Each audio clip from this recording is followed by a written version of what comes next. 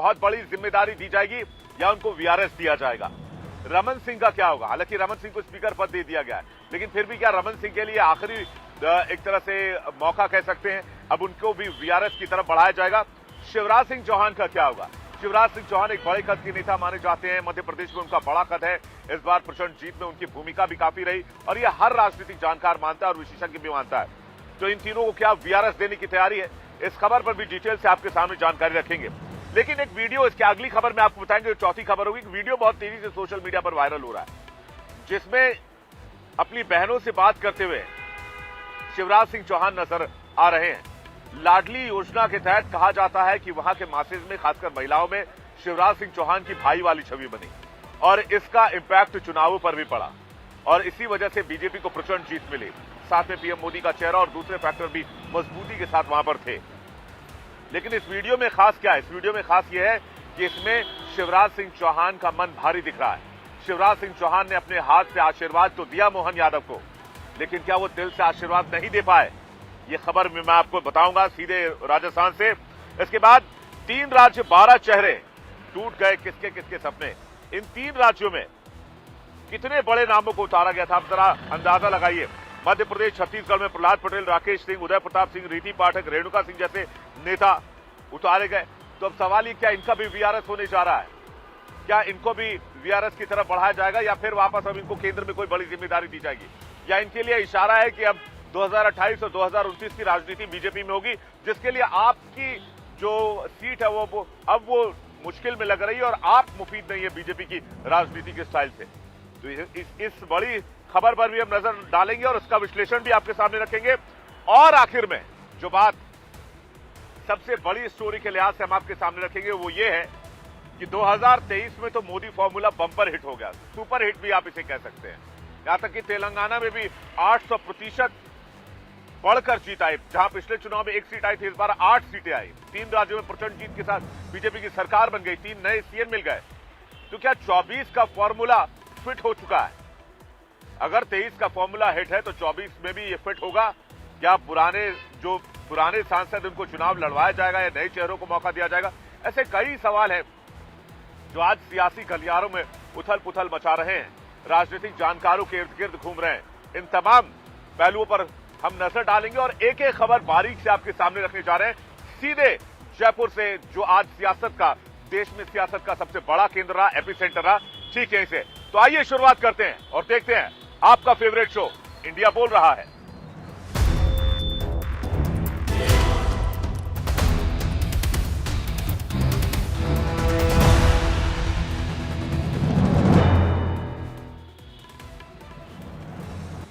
तो चलिए शुरुआत आज की सबसे बड़ी खबर के साथ। छत्तीसगढ़ का फैसला सबसे पहले हुआ, क्योंकि छत्तीसगढ़ में पेचीदगियां सबसे कम थी। मध्य प्रदेश में फैसला उसके बाद हुआ, क्योंकि शिवराज सिंह चौहान ने हामी भर दी थी और केंद्रीय नेतृत्व और आला कमान की तरफ से कुछ शिकायत नहीं थी। लेकिन राजस्थान में पेच क्यों फंसा हुआ था? कहा जाता है कि राजस्थान में वसुंधरा राजे ने बगावती तेवर दिखा दिए थे और उन्होंने साफ इशारा कर दिया था कि अगर उनको कोई बड़ी भूमिका नहीं मिली तो फिर राजस्थान में सरकार बनाना बीजेपी के लिए मुश्किल भरा सबब हो सकता है। लेकिन इन तमाम अटकलों को दरकिनार करते हुए, इन तमाम कयासों को दरकिनार करते हुए, इन तमाम मुद्दों को ठंडा करते हुए, सभी कयासों को विराम देते हुए बीजेपी ने आखिरकार राजस्थान में एक नए सीएम फेस को उतारा। उस नए सीएम फेस का नाम भजन लाल शर्मा। भजन लाल जो कि सीएम बने यहां से, उनके ऊपर अब काफी जिम्मेदारी होगी। लेकिन भजन लाल शर्मा को आखिर सीएम क्यों बनाया गया? इसके पीछे बीजेपी की स्ट्रैटेजी क्या रही? आज दिन भर किस तरह से हलचल होती रही? बीजेपी दफ्तर कैसे विधायकों की परेड से भरा पड़ा रहा? वहां पर मीडिया कर्मी और बीजेपी कार्यकर्ताओं की हुजूम कैसे रही? मोदी के कैसे नारे लगे? सारा अपडेट इस स्टोरी में। आइए शुरुआत करते हैं।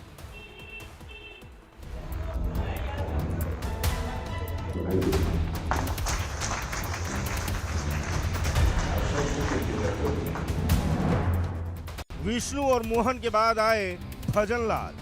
राजस्थान में भजन लाल की सरकार।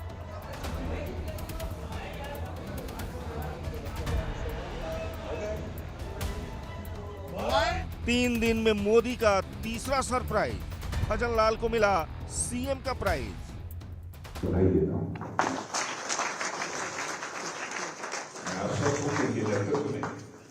कि राजस्थान की ये जो टीम है, राजस्थान के जो सभी हमारे विधायक हैं, निश्चित रूप से जो राजस्थान की अपेक्षा है हमसे, भारतीय जनता पार्टी से, हम माननीय हमारे यशस्वी प्रधानमंत्री नरेंद्र मोदी जी के नेतृत्व में हम राजस्थान का पूरी तरह से सर्वांगीण विकास किसी भी क्षेत्र में हो, निश्चित रूप से हम पूरा करेंगे। छत्तीसगढ़ और मध्य प्रदेश में मोदी के पिटारे से सीएम के रूप में जो नाम सामने आए थे, उससे इस बात के संकेत मिल गए थे कि राजस्थान में भी कोई चौंकाने वाला नाम ही सामने आ सकता है और किसी नए चेहरे को मुख्यमंत्री बनाया जा सकता है। लेकिन मोदी पहली बार विधायक बनने वाले भजन लाल को राजस्थान की कमान सौंपने वाले हैं, ये किसी ने सोचा तक नहीं था। लेकिन यही तो है मोदी स्टाइल। मोदी राज में कद और रसूख बड़ा होने की जरूरत नहीं है। यहाँ छोटे से छोटा कार्यकर्ता भी ऊंची पदवी पा सकता है और बड़े से बड़ा रसूखदार चेहरा भी पिछड़ सकता है, जो राजस्थान में देखने को मिला है। बीजेपी संसदीय दल की बैठक में भजन लाल राजस्थान के नए मुख्यमंत्री चुने गए और सांगानेर से विधायक भजन लाल शर्मा राजस्थान के नए मुख्यमंत्री होंगे। एमपी और छत्तीसगढ़ की तर्ज पर राजस्थान में भी 2 डिप्टी सीएम होंगे। दिया कुमारी और प्रेमचंद बैरवा का नाम डिप्टी सीएम के तौर पर फाइनल किया गया है, जबकि वासुदेव देवनानी को राजस्थान विधानसभा का स्पीकर चुना गया है।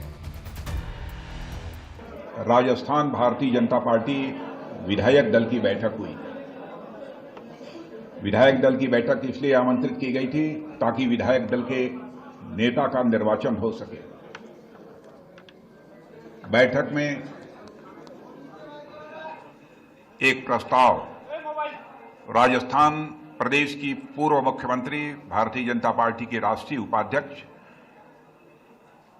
श्रीमती वसुंधरा राजे के द्वारा श्री भजन लाल शर्मा का नाम प्रस्तावित किया गया और सर्वसम्मत से सभी ने इनका समर्थन किया है।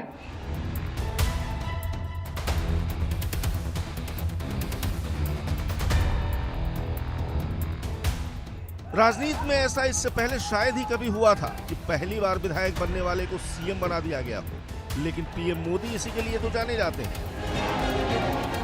और राजस्थान के नए सीएम के तौर पर भजन लाल शर्मा के नाम का ऐलान होते ही उन्होंने सबसे पहले प्रधानमंत्री नरेंद्र मोदी, गृह मंत्री अमित शाह और पार्टी के राष्ट्रीय अध्यक्ष जेपी नड्डा के साथ वसुंधरा राजे और प्रदेश अध्यक्ष सीपी जोशी का धन्यवाद दिया। माननीय प्रदेश अध्यक्ष जी, सबसे पहले तो मैं हमारे देश के यशस्वी प्रधानमंत्री सम्मानीय नरेंद्र मोदी जी को धन्यवाद देना चाहता हूं।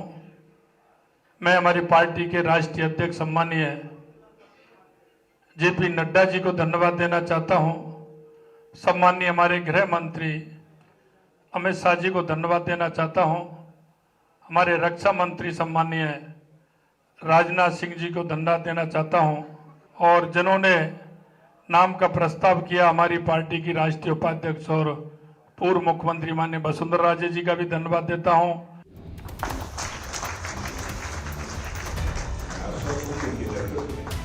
सूत्रों के मुताबिक बैठक के दौरान पार्टी के राष्ट्रीय अध्यक्ष जेपी नड्डा का राजनाथ सिंह के पास कॉल आया था। फोन पर कुछ मिनट तक राजनाथ सिंह और जेपी नड्डा की बात हुई। इसके बाद राजनाथ सिंह ने एक पर्ची पूर्व सीएम वसुंधरा राजे के हाथ में दी। इस पर्ची में राज्य के होने वाले सीएम का नाम लिखा हुआ था। फिर वसुंधरा राजे ने मीडिया के सामने आकर भजन लाल शर्मा के नाम का ऐलान कर दिया और इसके साथ ही राजस्थान के सीएम को लेकर चला आ रहा सस्पेंस भी खत्म हो गया। एक बार फिर से मध्य प्रदेश जैसा, छत्तीसगढ़ जैसा फैसला राजस्थान में देखने को मिला, क्योंकि राजस्थान में हमने देखा और ये कयास भी लगाए जा रहे थे, अंदाजा भी लगाया जा रहा था तमाम सियासी समीकरणों के बीच कि कोई एक नाम चौंकाने वाला हो सकता है। लेकिन राजस्थान में वसुंधरा राजे के कद को दरकिनार करना, उनके ऊपर कॉम्प्रोमाइज करना या उनके अलावा किसी और को सीएम बनाने के बारे में सोचना एक बहुत बड़ी चुनौती थी। इसलिए जहां छत्तीसगढ़ में सबसे कम चुनौती थी, वहां सबसे पहले सीएम का ऐलान हुआ। उसके बाद मध्य प्रदेश, जहां शिवराज सिंह चौहान जैसे नेता आते हैं, वहां थोड़ी पेचीदगियां थी, तो वहां थोड़ा सा वक्त लगा। लेकिन ठीक इसके बाद नंबर आता है राजस्थान का। राजस्थान को संभालना या राजस्थान में बात बनाना एक बड़ी चुनौती थी, न सिर्फ बीजेपी के लिए बल्कि लोकल लीडर्स के लिए और पर्यवेक्षक के लिए भी। यहां पर हर कोई नाम जो था वो बहुत ऐसा नाम था जो मीडिया में लगातार सुनने को मिल रहा था, या फिर जो दिल्ली से हैवीवेट नेता उतारे गए थे इलेक्शन लड़ाने के लिए।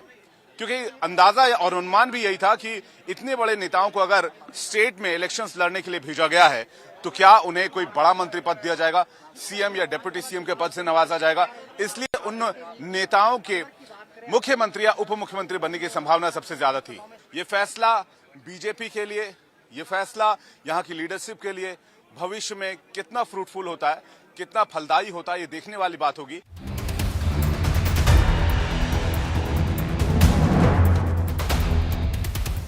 राजस्थान में विधायक दल की बैठक शुरू होने से पहले ही एक पोस्टर लगा दिया गया था जो पीएम मोदी के मन की बात है। जयपुर में बीजेपी दफ्तर के बाहर लगे इस पोस्टर पर गौर कीजिए, जिस पर लिखा है कि हमें देश में एक ऐसी अमृत पीढ़ी को तैयार करना है जो आने वाले सालों में देश की कर्णधार बनेगी, जो देश को नेतृत्व और दिशा देगी। मेहनती आदमी है।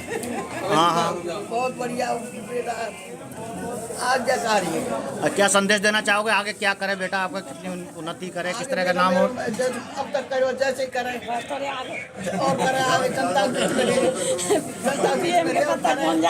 आपको उम्मीद थी कि बेटे मुख्यमंत्री बनेंगे? अभी तो भगवान की मर्जी है भैया। हाँ, आपके त्याग, तपस्या, धर्म, संस्कार सबका फल है कि मतलब मुख्यमंत्री बने हैं। सब क्या संदेश देना चाहोगे, क्या आशीर्वाद दोगे और आगे? जनता की सेवा करें, जनता की सेवा करें। सभी के लिए, सभी नेताओं के लिए धन्यवाद, जनता का आभार, बस जनता का आभार और मोदी जी का आशीर्वाद है। वंशी वाले की कृपा है। राजस्थान के नए सीएम भजनलाल शर्मा संघ के बेहद करीबी माने जाते हैं। संगठन में उनकी पकड़ मजबूत है। राजस्थान में पार्टी के महामंत्री के तौर पर काम कर रहे थे। वहीं भजनलाल ने पॉलिटिकल साइंस में मास्टर डिग्री हासिल कर रखी है। राजस्थान का एक ऐलान, राजस्थान का एक ऐलान। भजनलाल के लिए पहली बार विधायक बनने से लेकर सीएम की कुर्सी तक पहुंचने का ये सफर किसी करिश्मे से कम नहीं है, क्योंकि जब बीजेपी ने सांगानेर सीट से सिटिंग एमएलए अशोक लाहौटी का टिकट काटकर भजनलाल शर्मा को दिया था तो कांग्रेस ने उन्हें पैराशूटिया उम्मीदवार कहकर जनता को गुमराह करने की कोशिश की थी। लेकिन भजनलाल शर्मा ने कांग्रेस के उम्मीदवार पुष्पेंद्र भारद्वाज को न सिर्फ 48,000 से ज्यादा वोटों से शिकस्त दी, बल्कि वो अब राजस्थान के नए सीएम भी बन गए हैं। राजस्थान के नए सीएम भजनलाल का राजनीतिक करियर साल 2000 में शुरू हुआ था, जब वो पहली बार अटारी पंचायत के सरपंच बने थे। 2010 में भजनलाल पंचायत समिति के सदस्य बने। इसी दौरान 2009 से 2014 तक वो भरतपुर के बीजेपी के जिलाध्यक्ष रहे, जबकि 2014 में भजनलाल राजस्थान बीजेपी के प्रदेश उपाध्यक्ष चुने गए और 2 साल बाद 2016 में इन्हें राजस्थान बीजेपी का प्रदेश महामंत्री बनाया गया था। वो विधायक बने हैं, पार्टी ने उनके नाम को मुख्यमंत्री के रूप में और विधायक दल के नेता के रूप में नामित किया है, तो निश्चित रूप से कोई आश्चर्य वाली बात नहीं।